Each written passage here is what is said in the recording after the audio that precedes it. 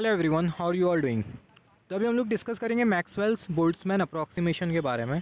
हमने डिस्कस किया था फर्मी डायरेक्ट फंक्शन के बारे में। जो फर्मी डायरेक्ट फंक्शन होता है वो हमें क्या बताता है, इलेक्ट्रॉन की प्रोबेबिलिटी बताता है। तो जो फर्मी डायरेक्ट फंक्शन होता है जो कि हमें इलेक्ट्रॉन की प्रोबेबिलिटी बताता है, फर्मी डायरेक्ट फंक्शन को हम लोग कुछ इस तरीके से लिख सकते हैं, 1 अपॉन डिनोमिनेटर में 1 प्लस ई, पावर में ई माइनस ई एफ, और डिनोमिनेटर में हमें क्या मिल जाएगा, हमें मिल जाएगा के टी। यहाँ पर अभी अगर हम लोग देखें, यहाँ पर ये जो ई माइनस ई एफ आपको जो दिखाई दे रहा है, ये ई माइनस ई एफ अगर के टी के कंपैरिजन में बहुत ज़्यादा होता है, ई माइनस ई एफ अगर के टी के कंपैरिजन में अगर बहुत ज़्यादा होता है, तो यहाँ पर ये जो ओवरऑल ये जो ई वाला आपको जो टर्म जो दिखाई दे रहा है, ये 1 के कंपैरिजन में ज़्यादा होगा, ये 1 के कंपैरिजन में ज़्यादा होगा। Term will be greater than 1, जिसकी वजह से 1 जो आपको जो दिखाई दे रहा है, इसको हम लोग क्या कर सकते हैं, ये 1 को हम लोग क्या कर सकते हैं, नेगलेक्ट कर सकते हैं। ये 1 को अगर हम लोग नेगलेक्ट करते हैं तो जो फर्मी डायरेक्ट फंक्शन का जो रिलेशन आपको जो मिलेगा वो आपको कुछ इस तरीके से मिलेगा।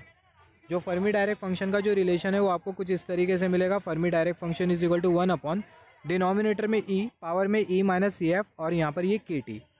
और यहाँ पर ये पूरा आपको जो टर्म जो दिखाई दे रहा है अप्रॉक्सीमेटली इक्वल होगा किसके, E to the power minus E minus E F और डिनोमिनेटर में के टी।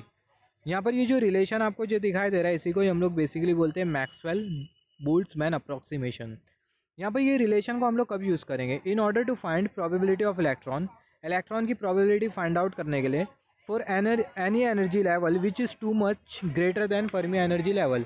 अगर हमें इलेक्ट्रॉन की प्रोबेबिलिटी फाइंड आउट करना है किसी भी एनर्जी लेवल के लिए जो कि बहुत ज़्यादा दूरी पे है फर्मी एनर्जी लेवल के कंपैरिजन में, तो जो रिलेशन होता है इसको हम लोग बेसिकली यूज़ करते हैं। This relation of Fermi direct function is use to find the probability of electron. For example यहाँ पर अभी अगर हम लोग देखें, यहाँ पर हमने कंसिडर किया एग्जाम्पल, यहाँ पर ये जो एनर्जी लेवल जो दिखाई दे रहा है, जो कि आपको कर्सर शो कर रहा है, ये है फर्मी एनर्जी लेवल। ये जो एनर्जी लेवल जो दिखाई दे रहा है फर्मी एनर्जी लेवल है। यहाँ पर ये E3 एनर्जी लेवल, ये E2 एनर्जी लेवल, और यहाँ पर ये E1 एनर्जी लेवल। और ये जो E4 जो एनर्जी जो लेवल है वो कौन सा एनर्जी लेवल है, फर्मी एनर्जी लेवल है। E3 energy level, E2, E1 ये जो एनर्जी लेवल है, सारे के सारे जो एनर्जी लेवल है फर्मी एनर्जी लेवल के कंपैरिजन में लेज़र है। यहाँ पर अभी अगर हम लोग देखें फर्मी एनर्जी लेवल के ऊपर ये वाला एनर्जी लेवल, ये वाला energy level and so on, और हमने एक एनर्जी लेवल कंसिडर किया है जो कि है EN। यहाँ पर ये जो EN जो एनर्जी जो लेवल है वो फर्मी एनर्जी लेवल के कंपैरिजन में बहुत दूरी पे। This energy level is very high than Fermi energy level. ये जो एनर्जी लेवल है वो बहुत ज़्यादा दूरी पे फर्मी एनर्जी लेवल के कंपैरिजन में। तो ये वाले एनर्जी लेवल पर अगर हमें इलेक्ट्रॉन की प्रोबेबिलिटी अगर हमें फाइंड आउट करना है तो हम लोग यूज़ करेंगे ये वाला रिलेशन फर्मी डायरेक्ट फंक्शन का। ये फर्मी डायरेक्ट फंक्शन का हम लोग रिलेशन यूज़ करेंगे अगर हमें इलेक्ट्रॉन की प्रोबेबिलिटी फाइंड आउट करना है उस एनर्जी लेवल पर जो कि फर्मी एनर्जी लेवल के कंपैरिजन में बहुत ज़्यादा दूरी पे। तो हम लोग इलेक्ट्रॉन की प्रोबेबिलिटी को फाइंड आउट कर पाएंगे उस एनर्जी लेवल पर with the help of this relation of Fermi direct function, जिसको हम लोग ऐसा भी बोलते हैं मैक्सवेल बोल्ट्जमैन अप्रॉक्सीमेशन। यहाँ पर अभी अगर हम लोग देखें, सिमिलरली अभी हम लोग बात कर लेते हैं effective density of state in valence band and conduction band. इसका मतलब क्या होता है, जो effective density of state in conduction band, effective density of states in conduction band उसको हम लोग शो करते हैं NC से, और जो effective density of states in valence band उसको हम लोग शो करते हैं NV से। तो जो NV है वो हमें क्या इंडिकेट कर रहा है, effective density of states in valence band, और जो NC है वो हमें क्या इंडिकेट कर रहा है, इफेक्टिव डेंसिटी ऑफ स्टेट्स कौन से वाले बैंड में, कंडक्शन बैंड में। तो यहाँ पर अभी अगर हम लोग देखें इसका मतलब क्या होता है, ये NC और ये NV का मतलब क्या होता है, इसके बारे में डिस्कस कर लेते हैं। यहाँ पर हमने कंसिडर किया एनर्जी लेवल, यहाँ पर ये E1 एनर्जी लेवल, यहाँ पर ये E2 energy level, E3, E4, E5 energy level.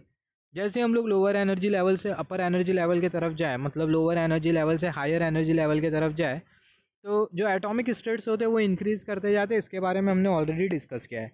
तो E1 एनर्जी लेवल पर हमें एक एटॉमिक स्टेट मिला, E2 एनर्जी लेवल जो कि E1 के कंपैरिजन में ज़्यादा है, वहाँ पर 2 एटॉमिक स्टेट्स मिला। E3 एनर्जी लेवल जो कि E2 E1 के कंपैरिजन में ज़्यादा है, वहाँ पर हमें 3 एटॉमिक स्टेट्स मिला एंड सो ऑन। इसके बारे में हमने ऑलरेडी डिस्कस किया। लोअर एनर्जी लेवल से हायर एनर्जी लेवल की तरफ जाए तो जो एटॉमिक स्टेट्स होते हैं वो क्या होते हैं, इंक्रीज़ करते हैं। तो यहाँ पर अभी अगर हम लोग देखें, सबसे पहले हम लोग डिस्कस करेंगे NC के बारे में। NC का मतलब क्या होता है, जो कि होता है effective density of states in conduction band. यहाँ पर अभी अगर हम लोग देखें, यहाँ पर ये जो कर्सर की जो टिप आपको जो दिखाई दे रही है, ये कर्सर की जो टिप जो दिखाई दे रही है उसको केयरफुली नोटिस करना। यहाँ पर हमने कंसिडर किया इलेक्ट्रॉन। ये जो इलेक्ट्रॉन है इसको हमने एनर्जी प्रोवाइड करी, जिसके वजह से लोअर एनर्जी लेवल से मैक्सिमम हायर एनर्जी लेवल की तरफ जाएगा। ये जो इलेक्ट्रॉन है जो कि कर्सर की टिप आपको जो शो कर रही है, इसको हमने एनर्जी प्रोवाइड करी, जिसके वजह से जो इलेक्ट्रॉन है वो लोअर एनर्जी लेवल से हायर एनर्जी लेवल की तरफ जाएगा। तो ये इलेक्ट्रॉन कौन सा मैक्सिमम एनर्जी लेवल होगा जिसको अटेन कर पाएगा, उसी को ही हम लोग बेसिकली बोलते हैं effective density of states in conduction band. यहाँ पर ये जो एनर्जी लेवल है वो लोअर एनर्जी लेवल से हायर एनर्जी लेवल की तरफ जाएगा। तो कौन सा ऐसा मैक्सिमम वाला एनर्जी लेवल होगा जहाँ तक कि ये इलेक्ट्रॉन जा सकता है। मान लेते हैं ये जो इलेक्ट्रॉन है वो कहाँ तक के गया, E4 एनर्जी लेवल तक के गया। तो ये जो E4 जो एनर्जी लेवल है वो मैक्सिमम एनर्जी लेवल है ये इलेक्ट्रॉन के लिए। ये जो इलेक्ट्रॉन है E4 एनर्जी लेवल तक के जा सकता है।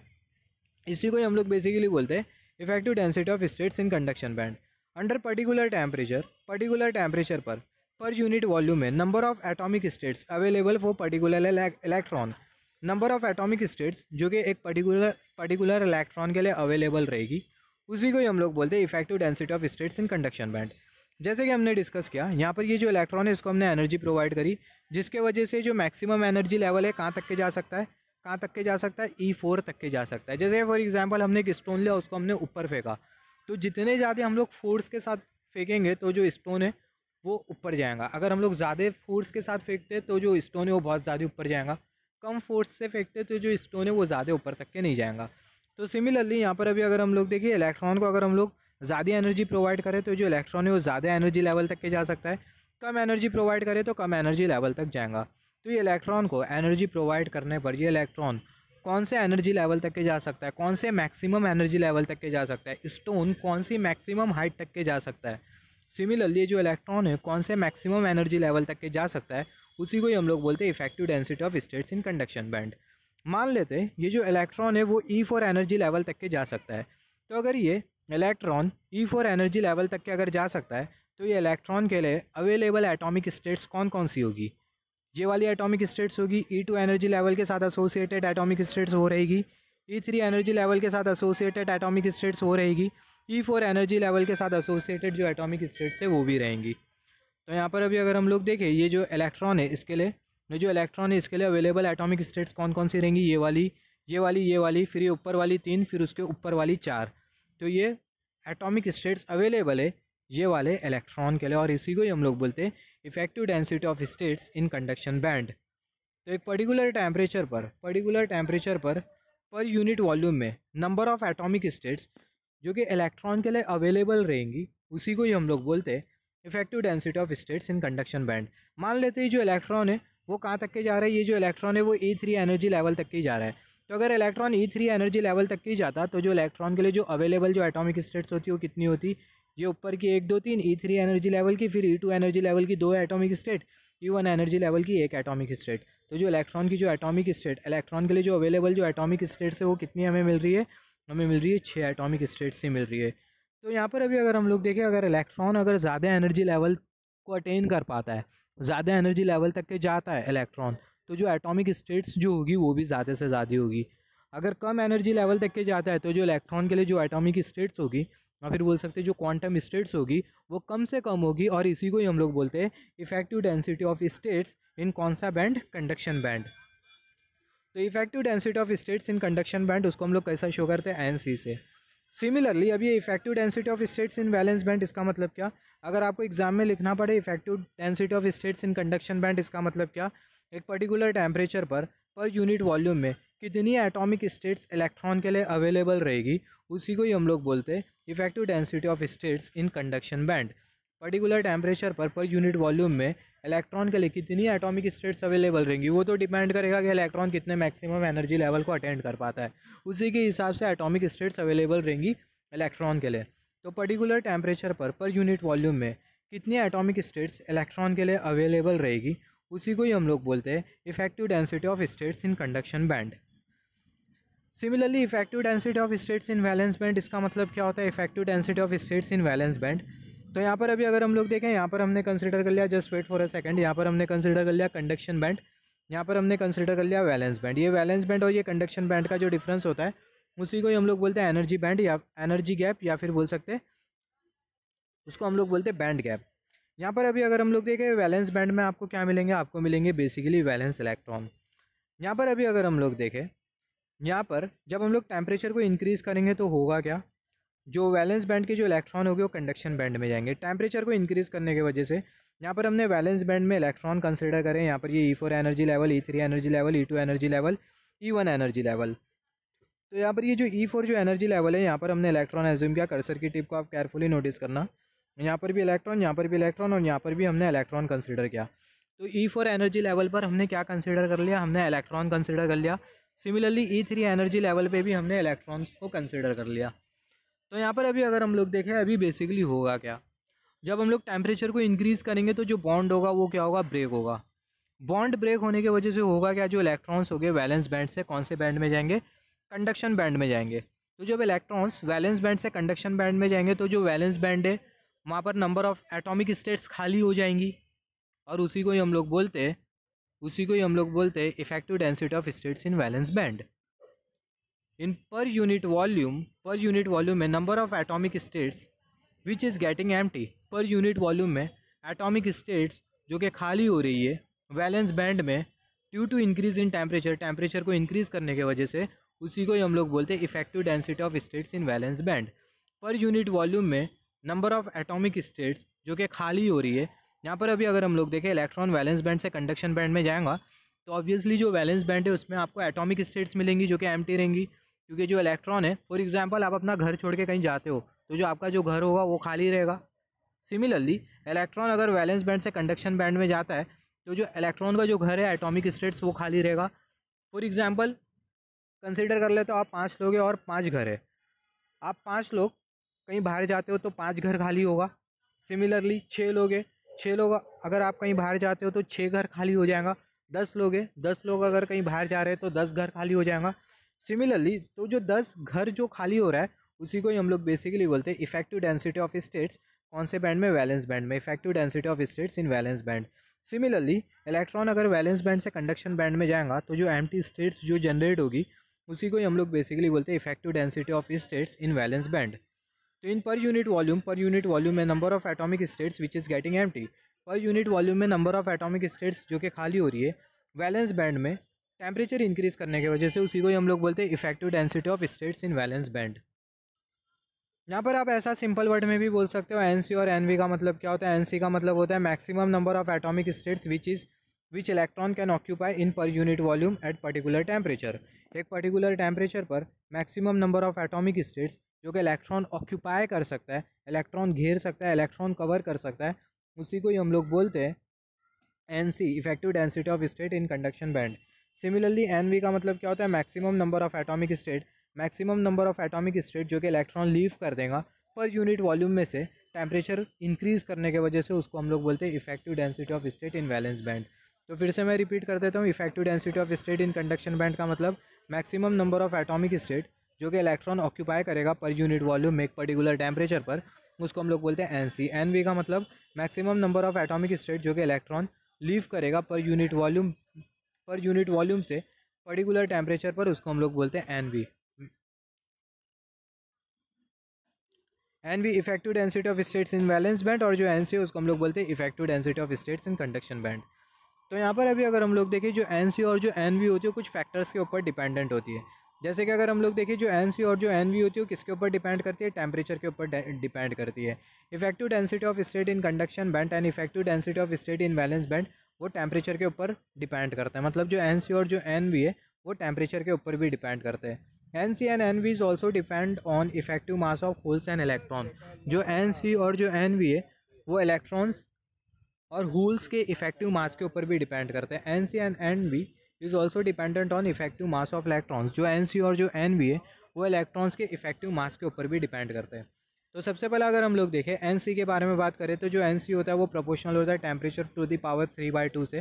टेम्परेचर को इंक्रीज़ करेंगे तो जो एन सी होगा वो इंक्रीज़ करेगा, टेम्परेचर को डिक्रीज़ करेंगे तो जो एन सी होगा वो डिक्रीज़ करेगा। सिमिलरली जो एन सी है वो किसके साथ प्रोपोर्शनल होता है, इफेक्टिव मास ऑफ इलेक्ट्रॉन के। यहाँ पर ये जो एम सबस्क्रिप्ट में जो एन है वो आपको क्या इंडिकेट कर रहा है, इफेक्टिव मास ऑफ इलेक्ट्रॉन। यहाँ पर ये जो एम एन है वो आपको इंडिकेट कर रहा है मास ऑफ इलेक्ट्रॉन, और ये जो स्टार वाली जो साइन है वो आपको इंडिकेट कर रही है इफेक्टिव। अब ये इफेक्टिव मास क्या होता है इसके बारे में भी हम लोग डिस्कस करेंगे। तो जो एन सी होता है वो इलेक्ट्रॉन के इफेक्टिव मास से भी प्रोपोर्शनल होता है। सिमिलर, और यहाँ पर ये जो 3/2 है वो आपको इंडिकेट कर रही है न्यूमेरिकल वैल्यू। मतलब जो एन सी होता है वो प्रोपोर्शनल होता है इलेक्ट्रॉन का effective mass to the power 3/2 से।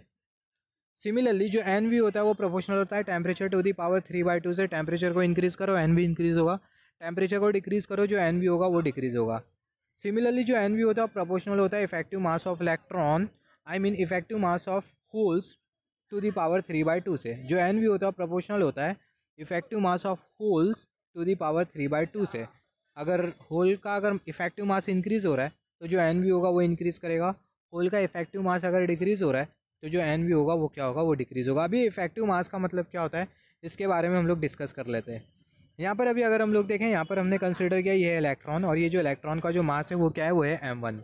अभी हम लोग टेम्परेचर को इंक्रीज़ करेंगे। यहाँ पर ये जो m1 क्या है, जो m1 है वो है मास, इलेक्ट्रॉन का एक्चुअल मास है। यहाँ पर ये हमने इलेक्ट्रॉन कंसिडर किया, और ये जो इलेक्ट्रॉन का जो मास है उसको हमने कंसिडर किया m1, और ये जो m1 जो मास है वो एक्चुअल इलेक्ट्रॉन का मास है। ये जो m1 हमने जो मास जो कंसिडर किया वो इलेक्ट्रॉन का एक्चुअल मास है। सिमिलरली यहाँ पर अभी अगर हम लोग देखें, हम लोग टेम्परेचर को क्या कर देंगे, इंक्रीज़ कर देंगे। तो जब हम लोग टेम्परेचर को इंक्रीज़ कर देंगे तो जो इलेक्ट्रॉन है वो ये वाले पोजीशन से ये वाले पोजीशन पर आ जाएगा। मान लेते हैं जो इलेक्ट्रॉन है वो लोअर एनर्जी लेवल से हायर एनर्जी लेवल की तरफ चलेगी, और यहाँ पर जो इलेक्ट्रॉन का जो मास है वो क्या हो गया, वो हो गया m2। तो यहाँ पर ये जो m1 जो मास है और यहाँ पर जो m2 जो मास है इसी को ही हम लोग बोलते हैं इफेक्टिव मास। आई मीन ये जो m2 जो मास है इसको आप बेसिकली बोलोगे इफेक्टिव मास, नॉट m1 मास। ये जो m1 जो मास है वो क्या है, वो है एक्चुअल मास। हमने टेम्परेचर को इंक्रीज़ किया, टेम्परेचर को इंक्रीज़ करने की वजह से जो इलेक्ट्रॉन है वो नीचे से ऊपर गया, तो ऊपर जाने पर जो मास है वो क्या हो गया, वो हो गया m2। और ये जो m2 जो मास है इसको हम लोग बेसिकली बोलेंगे इफेक्टिव मास। इफेक्टिव मास मतलब पोजीशन चेंज करने की वजह से जो मास, अलग अलग पोजीशन पर जो मास आपको जो मिलेगा उसी को ही आप बोलते हो इफेक्टिव मास। मतलब फॉर एग्जांपल जो इलेक्ट्रॉन है यहाँ से यहाँ पर गया तो यहाँ पर उसका कुछ मास होगा तो उसको बोलेंगे इफेक्टिव मास। सिमिलरली यहाँ से यहाँ पर आएगा तो मास चेंज हो जाएगा, और ये वाले पोजीशन पर जो मास होगा उसको हम लोग बोलेंगे इफेक्टिव मास। सिमिलरली यहाँ से यहाँ पर आ गया, कर्सर को आप देखो तो यहाँ पर आने के बाद जो मास जो मिलेगा उसको आप बोलोगे इफेक्टिव मास। तो यहाँ पर अभी अगर हम लोग देखें, यहाँ पर अभी अगर हम लोग देखें, due to change in position of electron, electron की पोजीशन चेंज की वजह से जो इलेक्ट्रोस्टैटिक अट्रैक्शन, और यहाँ पर जैसे कि अगर हम लोग देखें, यहाँ पर हमने डिस्कस किया इफेक्टिव मास का मतलब क्या होता है, हमने थोड़े टाइम पहले जैसे कि डिस्कस किया, अलग अलग पोजीशन पर जो अलग अलग जो मास जो मिलेगा इलेक्ट्रॉन का उसी को आप बेसिकली बोलोगे इफेक्टिव मास। तो यहाँ पर अभी अगर हम लोग देखें ये इफेक्टिव मास अलग अलग पोजीशन पर हमें इलेक्ट्रॉन का मास अलग अलग क्यों मिल रहा है।